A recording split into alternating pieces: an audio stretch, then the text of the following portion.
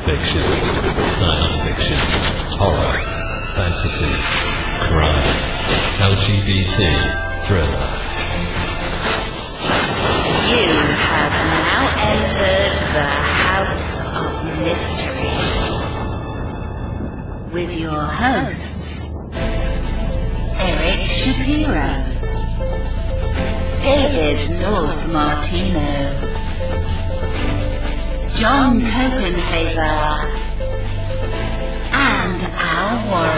Heard on NCAA 106.5 FM Los Angeles, 102.3 FM Riverside, and 105.0 AM Palm Springs.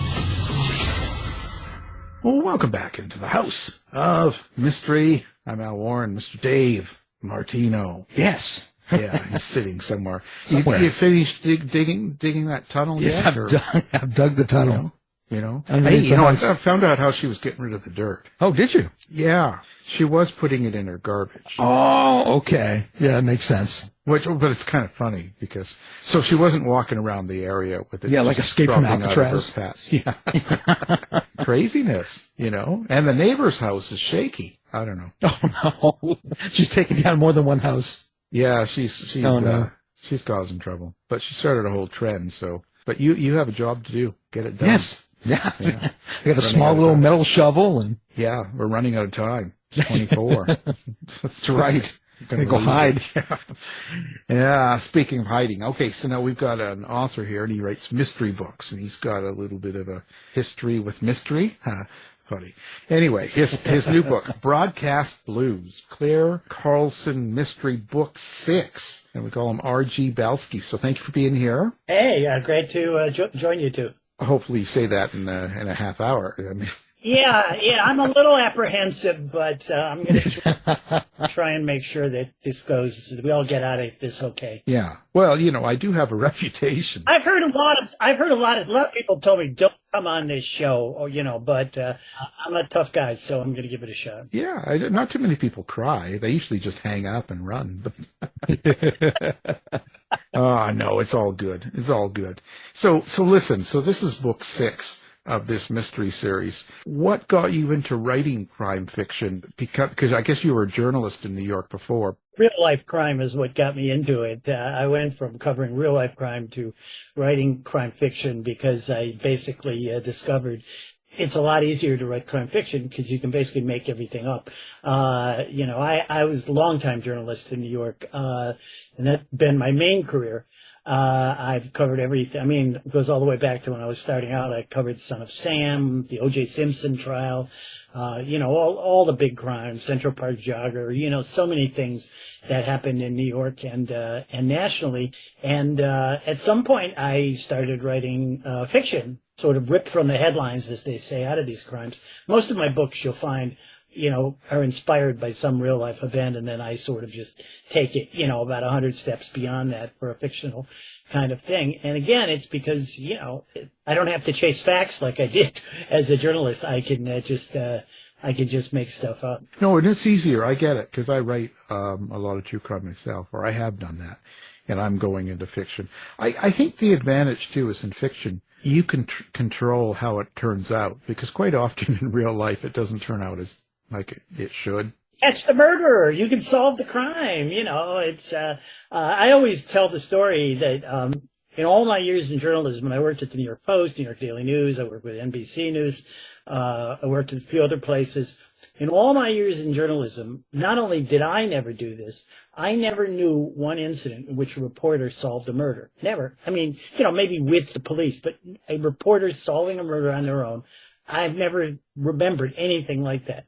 In my books, my character, Clare Carlson, she solves a murder every book, sometimes more than one murder. So, so you can do a lot of stuff that you can't do, when you're really writing, news in a newsroom, which is what I did for so many years. Well, with you saying that, do you need to take liberties with what a journalist can do, and what they can do kind of in the newsroom itself too, to make a thriller work? Oh, of course. I mean, people will say to me, one of the great things about your books are you really show us what a newsroom is like, what it's really happens.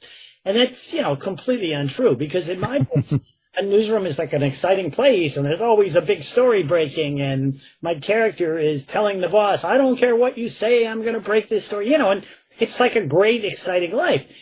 In a real life newsroom, it's like a lot of jobs. A lot of it's very boring, very dull. I mean, you're sitting around drinking coffee, trying to figure out what you're going to do all day. And nobody wants to read that. So, you take so many, and also you take liberties in the way you cover the story. Just like I was saying about a reporter solving it. I mean, my reporter, does things with the police that no real reporter would do. I mean, she takes evidence, she steals evidence, she uses maneuvers to get stuff. Now I didn't work for like the New York Times or the Washington Post. I worked for the New York Post and the New York Daily News, and these are New York City tabloids. And if you know much about New York City tabloids, they're very aggressive and they push the envelope a lot to get a story. So it wasn't like we weren't doing a lot of wild stuff when I was in a real newsroom. But having said that, I up the ante tremendously in my books because, like who'd read them if I didn't? Well, yeah, if you told the truth, people would be bored. They'd much rather get into a conspiracy too. I mean, people really don't have a clue of what goes on in studios and newspaper places and magazines. They sort of have that ideal that everything's all excitement and running around. And also, one of the things that I find, and a lot of this I think came from back in the days of, All the President's Men, which inspired many people in journalism. It's like that journalism is this, which it is in many ways, is a very noble profession, and that you're trying to make the world a better place. And, to a degree you are. But I mean, the truth of it is most journalists don't go to work every day and say, oh, how can I make the world a better place today? I want to do something good for humanity. They're trying to get a story to like hold on to their job. I always say, and I've written about this, that the biggest motivation that I ever remember in a newsroom, both myself and a lot of people, is fear. I mean, you go to work every day just afraid you're going to get beat. The opposition is going to have the big story you didn't have, and you're either going to get yelled at or you lose your job or whatever. And a lot of what happens in the newsroom is very practical like that. It's can we get the story first? Can we get the ratings? Can we get circulation? I mean, this was in the days when, newspapers sold a lot of newspapers. I was at the New York Post. We could sell about 1 million copies a day if we had the right story. So there's a lot of pressure and a lot of stress put on you to meet those kind of goals. That's just the reality of it. And a lot of that is what I try and convey in my books, this kind of the intensity and the stress of it. And one of the things you'll find in the Clare books is the toll this takes on the rest of her life. I always basically say that, Claire's a terrific journalist and a great kind of leader in a newsroom, and she does her job great. But her personal life's a train wreck. I mean, divorces, bad romances, bad decisions, because, it's very hard to do it all, and something suffers. And I've just known a lot of people like Claire who get so caught up in the media pressures that they have to sacrifice other parts of their life. So those are a big part of what goes on in my books, too. People forget that they're real human beings, but like your journalist, Clare Carlson, she's a real human, just like all the others. Like when you're working, you're a real human. You got your relationships, your life, your house, your parents, kids, whatever. Well, like I said, I think I really work on that a lot in my books. My books operate on the theory, and not all books do this, which is there's the story, which is important. There's the mystery and who killed who and all that. But the overriding thing in my book is the character. It's about the character. I care more about the character, actually, than I even do about the story. I think my stories are pretty good, but if I don't have the Clare character right, then I don't think I have a good book. And that's just based on, what started me writing. What would I read? I would read, Raymond Chandler and Philip Marlowe, or Robert Parker and Spencer, or Michael Conley and Harry Bosch, Sue Grafton and Kinsey Malone. And it was always the character that brought me back. It wasn't the story. So, I've tried to create Claire as a real human being, and to do that, of course, one of the most important things you have to do in any character is to give them flaws. She's a very flawed character. So you have to give them enough flaws that people can relate to them and say, yeah, that's just like me. I have that same problem.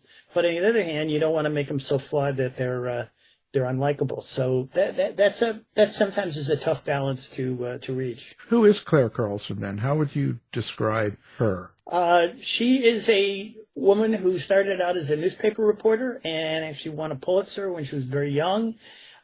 She wound up going into TV work when all the newspapers started fading, but her principles and her heart is still in newspapers. So even though she's in TV, and that's very much sort of like what I went through in a career, because I spent most of my life in newspapers and then wound up in TV news at the end. And even though it can be very exciting, you still always feel, well, like newspapers are purer in terms of like the journalism. And so Claire brings a lot of those values to a TV newsroom, which aren't always welcome by the people in charge because they're looking for the ratings and the ad revenue, and they don't care as much sometimes about the journalism. She's at this point in the series, she is in her late 40s. So, she's not a kid anymore, which I think adds to some of the things you can deal with her in terms of what her anxieties and stuff are, especially with the idea of a woman growing older in the media, which can be tough, as I'm sure you understand. And one of the focuses of this book is she has her 50th birthday coming up. And, it's really kind of bothering her a lot, both on a personal level, like where's my life, and on a professional level, like, what's going to happen to me as I get older.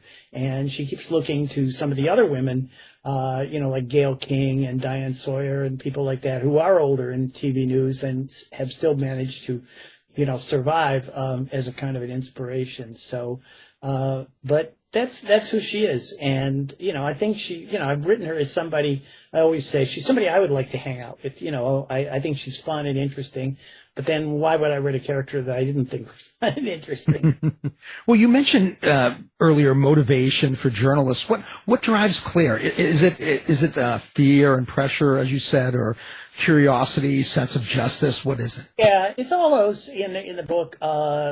With Claire, it's like, because it's fiction. When I was talking about the fear, I was talking more about like real life journalists like myself. I mean, I would go to work in the morning and go like, a lot of times you go to work like, oh my God, I hope I don't screw something up today kind of thing, With Claire, I don't have as much of that because it's fictional and, so she doesn't have to be afraid particularly.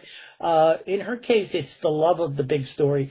I have a recurring line in these books where whenever she has a problem in her life, whether it be a family issue or a romantic issue or any kind of an issue, health issue, anything, she always says, a big story makes everything better. And that's sort of the way she operates. That she throws herself into a big story, she can kind of forget all the other outside influences on her life and be happy. And so she embraces her job and the story, not just because she loves it, but also because it's the one thing she knows how to do, even though when she doesn't know how to do some other things in her life.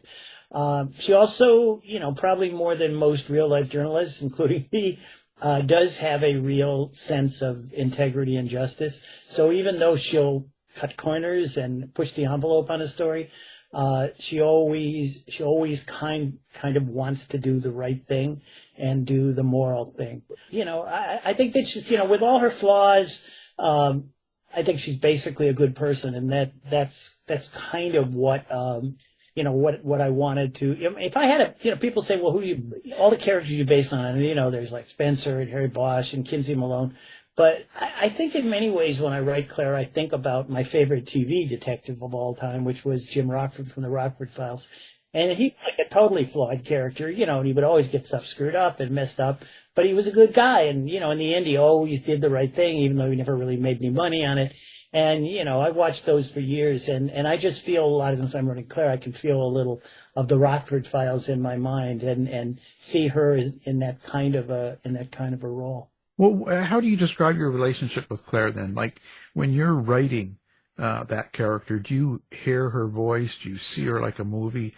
How do you tackle the dialogue? Yeah, I love writing dialogue. I don't particularly like writing descriptions, so my books are very dialogue heavy. I think it's something I'm good at. One of the reasons is that I like listening to other people dialogue around me. So one of the ways I write books, and this is pretty unusual for an author, I don't sit in my house or in an office or in a library, even somewhere in a quiet place working on a book. I like to work with people talking all around me. And I'm sure this comes from the fact that I spent so many years working in a newsroom where people were screaming and yelling and throwing phones and typewriters and computers and stuff everywhere. So when I write, I literally every day I go to the house and I go somewhere. I either go to like a coffee shop. I read a lot in coffee shops. I've written on, the beach. I've written in parks. I've written in bars. I've written on subway trains. I like to, I write it out longhand, and later I come back and I type it up on the computer or whatever. I like that energy of people around me, and I think I absorb some of the inflection of what people are saying, and I just think it helps make Claire's dialogue good. One of the positive things that I generally get from the books is almost everybody always says, like the back and forth and the dialogue and the banter is really good and really, realistic or whatever. It's not really realistic, but, and that's fun. And it's fun to write Claire's, like to write that kind of stuff for Claire, because she basically has this big mouth, will say anything to anybody. She doesn't really have a filter on her mouth.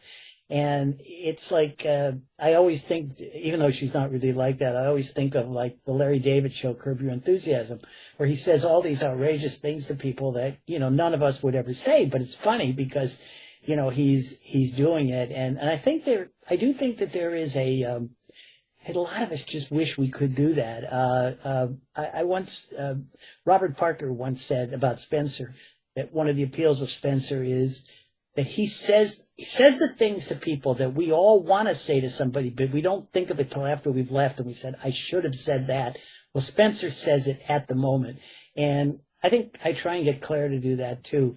And it's fun. It's fun to do it when she tells her boss, some smart remark that none of us would ever tell our bosses or something, or has some flippant remark to, about a boyfriend or something.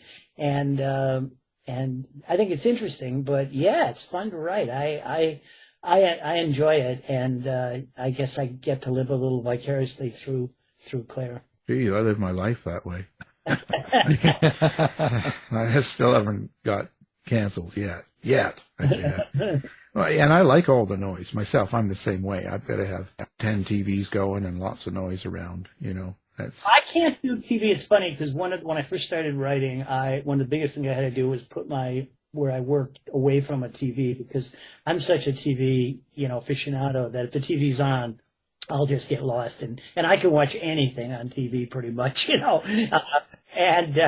so I try not to. I try to be in an area where I'm not watching TV, but I do listen to music constantly when I'm so if I'm working at home, like typing something up, I'll have music blasting the whole time. I'm not sitting in a quiet room, so I just, again, like you, I guess that's just each to his own, but that's just what works for me. And so what's it like writing for you a female lead character? Like, how do you get into that head? Well, I was waiting for that question because that's the question. Well, I have to ask it because if I don't, everybody thinks that everybody thinks about a lot of these things that they're always a well thought out plan, and I like to convey that somehow. Oh yeah, I did research and I found that if I wrote this or that. Most of what you do in life, or in the books, but just like in life, it just happens for reasons. This goes back years and years when I started writing for the first time, and I decided to try and write a mystery for the first time. I had read Raymond Chandler, I'd read Philip Marlowe, I went, oh, this is really cool. I'm going to try and write a mystery. And I started writing a book, and I had a newspaper reporter, and, he was a man, I wrote a guy, and he was sort of he had some kind of a hat, and very traditional male reporter. And, I showed it to a woman friend of mine who was actually in publishing, and she was like, "Oh, this is good. It's really good. It's good." But she said, "Just reading it, it reads like a lot of other. Wouldn't it be more interesting if you made the reporter a woman instead of a man?" And this was back in the days when women weren't really as prevalent in the media business as they are now. There was still a lot of, like, well, they have to cover features and cooking. And, it wasn't like it is now where women are, doing all sorts of things. And by making it a woman, you have her facing more challenges. And I went, oh, okay, let me try that. So I went back and I made the character a woman, and it made the book just sort of come alive. And I eventually sold that book. And, since then, I have done, this book that just came out, Broadcast Blues, which is the one I'm trying to sell, but I don't know if I've said the title, but it's Broadcast Blues, people. And, Broadcast Blues, is the 21st book I've written. And I think about 15 of those have featured a female character.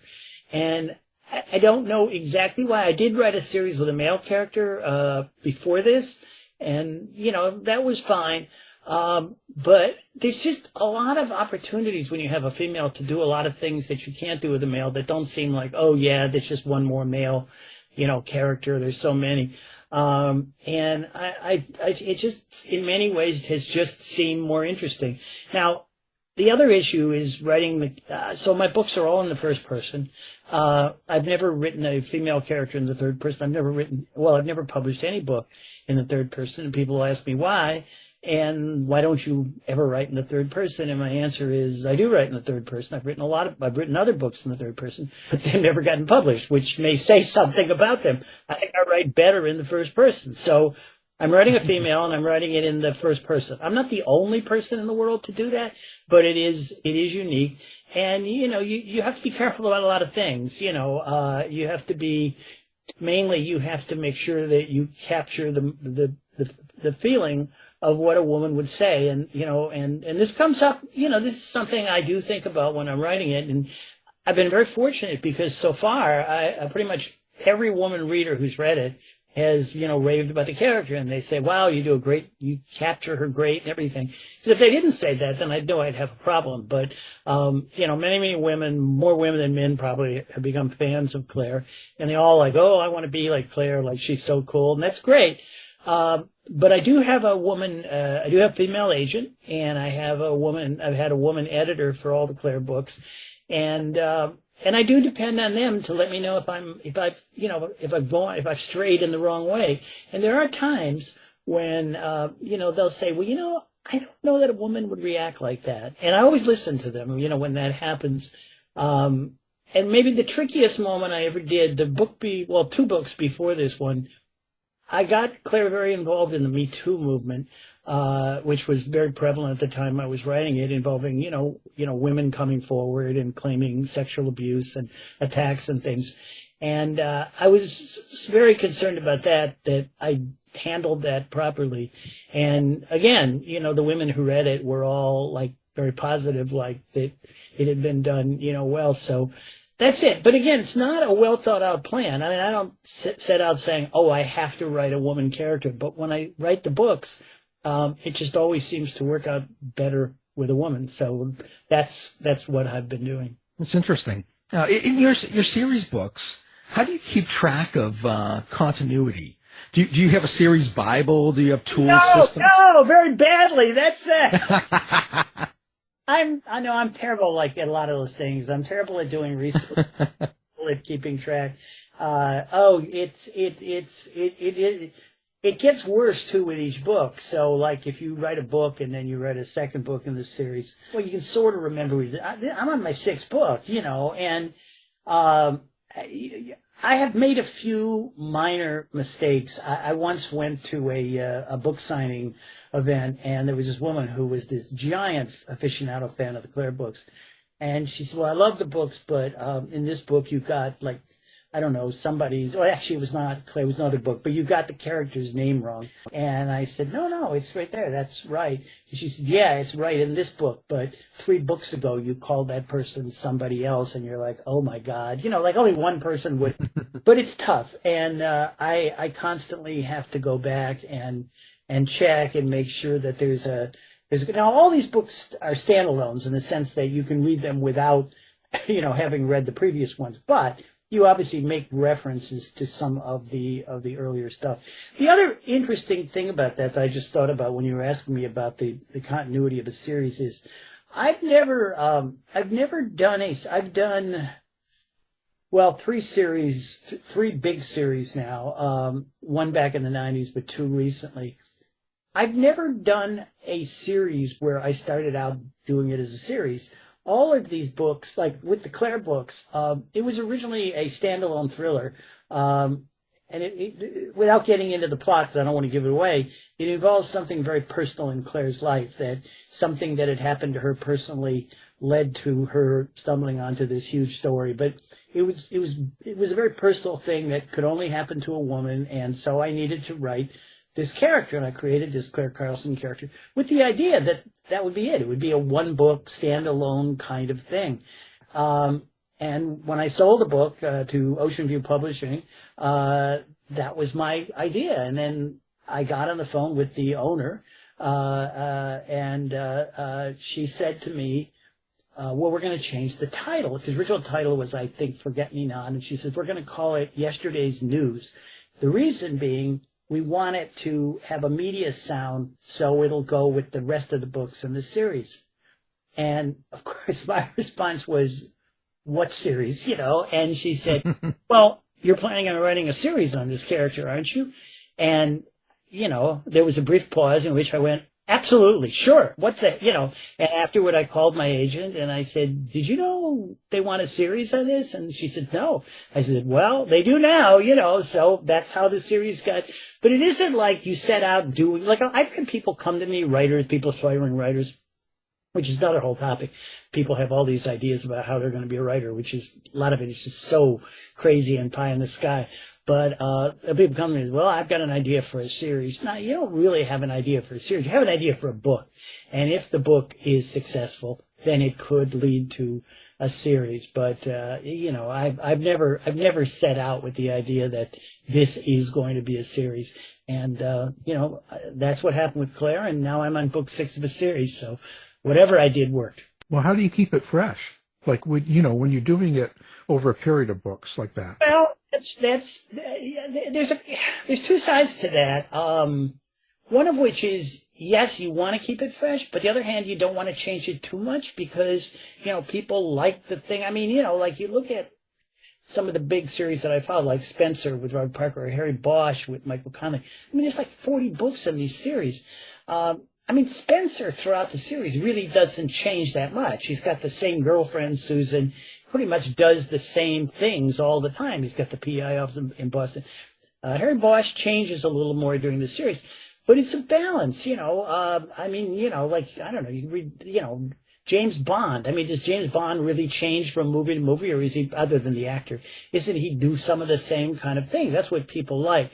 So, it's a balance you have to reach. Now, in my books, one of the things I'll do is change the newsroom people. So I always have her sort of surrounded by colorful people in the newsroom. So a lot of the book will relate to her dealing with that as well as the mystery, because people seem to enjoy that.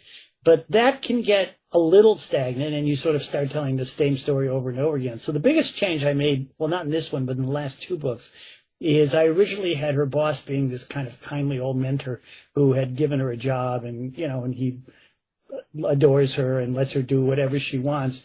And I decided to can him. So I basically can him. I fire him in the book, and I replace him with a woman, horrible woman, who I describe basically in the books as the editor from hell. She's just like a horrible human being, a terrible editor, ambitious, backstabbing. And, I did that specifically because I thought it would be good to have that dynamic for Clare, to have suddenly her world turned upside down and her boss not be this guy that she looked up to, but to be this jerk that she hated, and she still had to do the job. But I don't know. One of the questions everybody, like a lot of interviewers like yourself, will always ask is, well, tell us how Clare has changed during the series. And I don't know. I don't know how much she's actually changed. I think she's basically the same person as she started out being. So I think to some degree that's a good thing. Yeah. Well, I mean, yeah, it's how you do it. Are you conscious of how you write the violence in the series or the suspense? Yeah. Well, there's two topics there that are similar: violence and sex. Um, I don't do either one in detail. I don't like either one in detail when I'm reading books, and I don't do either one in detail when I'm writing them. In terms of the violence, I don't have someone being tortured or brutally murdered too much, in other words, the specifics of, stabbing them over and over in the horrific. Most of my violence takes place, off screen, as you would say, or not in the book. Like they find a body that's been mutilated or something, as opposed to describing the violence. I don't think I really do that too much. And with sex, I really do the same thing. Maybe I don't know. Maybe I'm just not comfortable writing about it, but I don't do a play-by-play of everything that happens in the bedroom. I basically have Claire, and she sleeps around a lot. That's one of the criticisms I've gotten from people. Like she sleeps around too much. She's got to stay with one man. But basically, she'll meet somebody. She'll go home with them or take them home.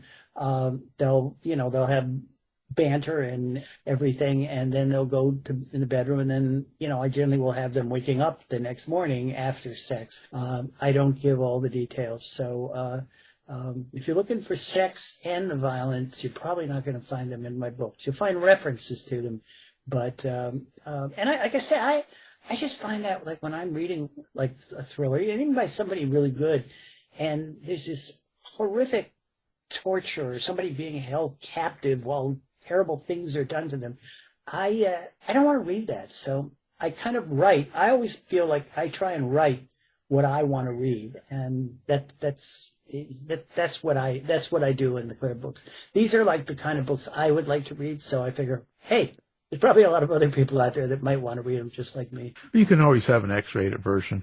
Not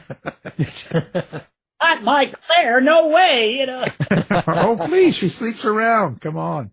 Yeah, that's not. Yeah, come on. I like to think she's sort of a little bit like, like in Seinfeld, we had a different girlfriend every weekend, or even we talked about the Rockford Files. He always had the girlfriend, and then the next episode she would be gone.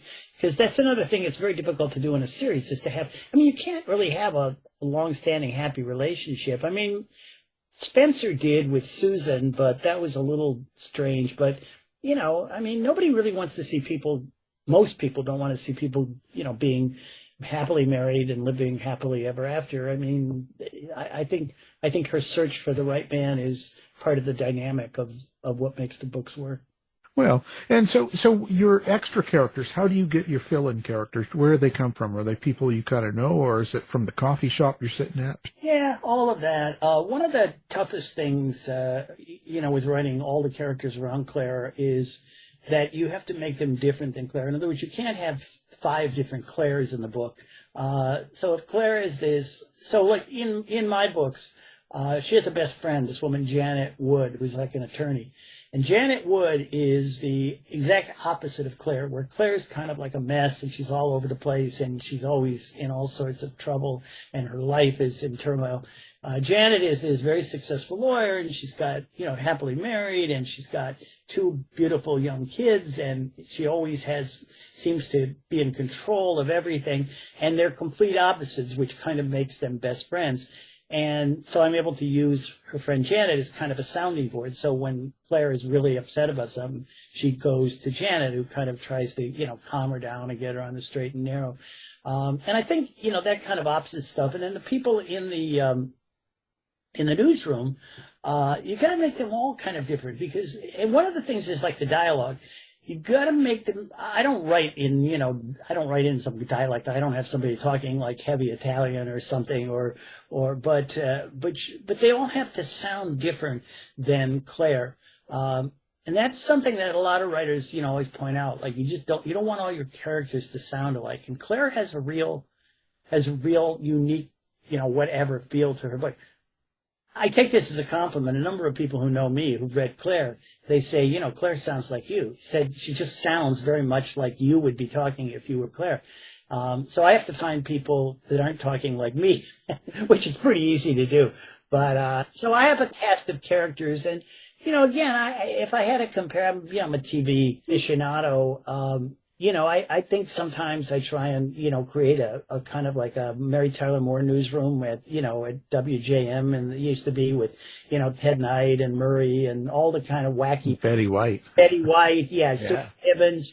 And, just that Claire is surrounded by a lot of wacky people. And like in this book, she's got a husband, she's got a man and woman anchor team who left their own spouses to get married because they fell in love, and now they're getting divorced. So there's all romantic tension.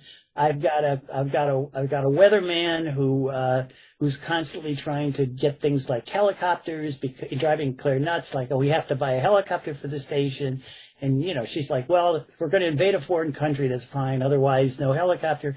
I've got a woman sports caster that they brought on for diversity reasons, who decides she doesn't like to cover big sports like football, which drives Claire crazy because what is she there for? And I really try and have, and like I said, I have this boss from hell who drives Claire nuts every day. So that's a big part of it. And yeah, you just got to create. So some of these I will say that the boss from hell is based on. Okay, here we go. Based on a few bosses. So 98% of all the bosses I work for have been great.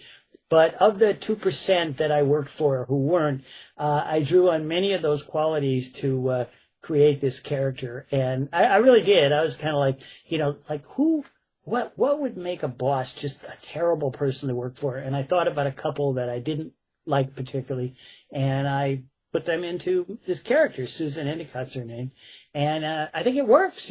So it's easy to write when you're writing about horrible people. The other part of that too is the villains. How do you write your bad guys? They got to be interesting too. You can't have a one-dimensional bad person. I mean, the best kind of a book is when you think somebody's a good guy and they turn out to be a bad guy, or the other way around. You think they're a bad guy and they turn out to be a good guy. But that's a part of it too. You just can't have the one-dimensional murderer. There's got to be a lot more going on in the book. Yeah, you kind of got to explain where their head's at, why they do what they do, kind of, But I want to get back to some names of bosses that you didn't like. We can get them on the line here and bring them on for a debate. Yeah, no, most of them, I worked with a lot of great people, and so I spent 13 years, and people are always amazed by this. I spent 13 years working with Rupert Murdoch when he owned the New York Post, and people will be, oh, wow, that must have been whatever, and I'm like, he was the best boss, because he was actually, in those days, he was very hands-on. He would come down to the newsroom, and he would like talk to us about headlines and stories. Best boss I ever worked for, and like now he's gone on to obviously be what he is, but the wonderful, he was great. He was just and I spent, like I said, about more than a decade, working with him. So it's not always the people that you think are going to be. And I really did work with a lot of good bosses. And if any of the people out there who were my bosses and think I'm talking about them, then I was just kidding. I made up all the bad stuff. They're probably right. Well, have you killed off anybody of your real life in your books? In real life, I haven't actually. Yeah, well, let's get a confession. That I know of anyway. There's a few people I wouldn't mind, but I've never actually done that. My murders are all fictional. But I'm just trying to think of that. I've never thought of that question, but that's an interesting thing to do, though. Actually, like let's just say, for argument's sake, that I got really annoyed with you guys, and then afterwards I wrote a book, and I had 2 radio hosts who died this horrible, mysterious death. That could be very satisfying, Yeah, and it's been done before. Yeah, and make it painful and long. Well, like I said, I don't do a lot of detail about the violence. Like I would have felt like, wow, they must have really suffered, Well, just keep bringing it back each chapter, and I think he's still alive and suffering in the hospital, and then at the end, finally he dies, something like that, right? That it is true. Like in thinking about that there are most of the time when you kill a character, I don't know, it's not a character maybe you care about. It's like the person is murdered as a tool to get the story done. So, you have to have a murder victim or 2 or 3 or 4. But sometimes, like I've had characters, where they've died, and it actually makes you, sometimes you think about telling them and you don't. Other times you have to, but then you're sort of sad that you do. The other thing along those lines that, we were talking about supporting characters. Sometimes when you're writing a book, you'll write a character that you think is only one scene, and that happened with this Janet Wood character I mentioned to you with Claire. I mean, originally she was going to have she just needed to talk to someone. So, well, she'll have this friend and she'll talk to her. And then you'll write the scene and the character will come alive and you'll be like, no, I want that. I want that character in the books. I want them to be around for more. So, I think that's a good thing for an author when you actually care about your characters almost as if they're real life people. Do your characters ever surprise you in any other ways? Like, do they take the plot off the rails and go and kind of paint you into a corner? Yeah, that happens to me a lot. So one of the discussions that always comes up among authors whenever you go to writers' conferences, do you outline, are you a plotter or a pantser? Which is, do you plot out the whole story beforehand, or do you just go by the seat of your pants? And I'm a total pantser. I've never done an outline in my life. When I start a book, I don't really have any idea what's going to happen or where it's going to go with the characters. I just have an idea, and I sort of so I start writing and I keep writing, and it generally goes completely, I don't want to say off the rails because that makes it sound like it's bad, but it goes completely in a different direction than I imagine it might be. And I generally, about middle of the book, I am convinced that I will never be able to finish this book because I have no idea what the ending is going to be. And then you sort of slog around and then you finally get to the ending. So, I mean, that's how I write. I also sometimes will get to the ending and think, should I take one more crazy step in the plot? And no, that would be too unbelievable. Or should I just play it safe and, end it here? And I have found that I'm better off pushing the envelope as much as I can, because every time I do an extra twist at the end, people are like, oh my God, I thought it was over. And then there was another twist, So that's very much how I write. And my characters and, especially Claire, they surprise me all the time, which kind of seems weird because I'm doing it, but I don't have any well thought out plan of what they're going to do. And I've also had, we're talking about characters, bad guys and stuff.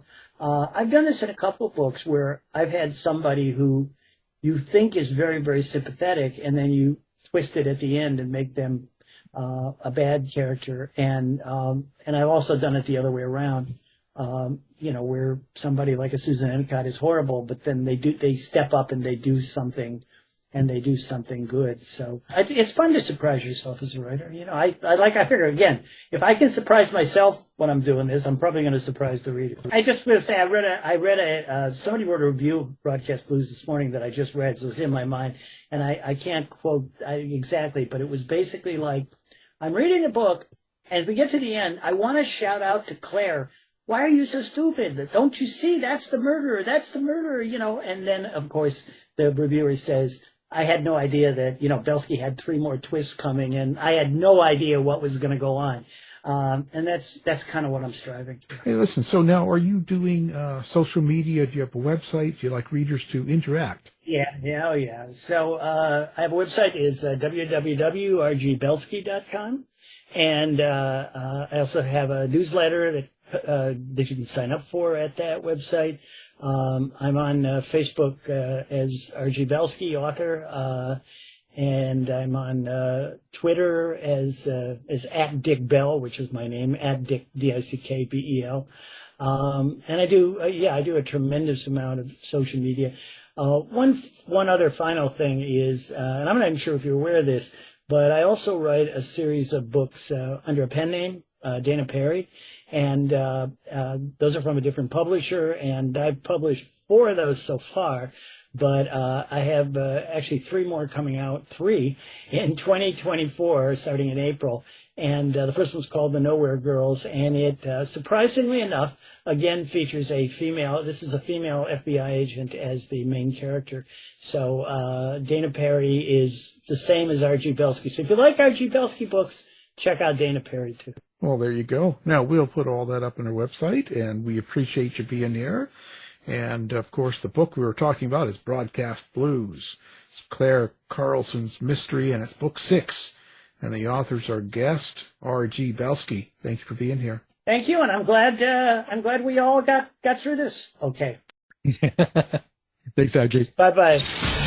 You've been listening to the House of Mystery radio show. To find out more about our guests, hosts, or shows, go to www.houseofmystery.com. Show's over for now. Was it as good for you as it was for me? Well, good night. This has been a production of Something Weird Media. I'll be back.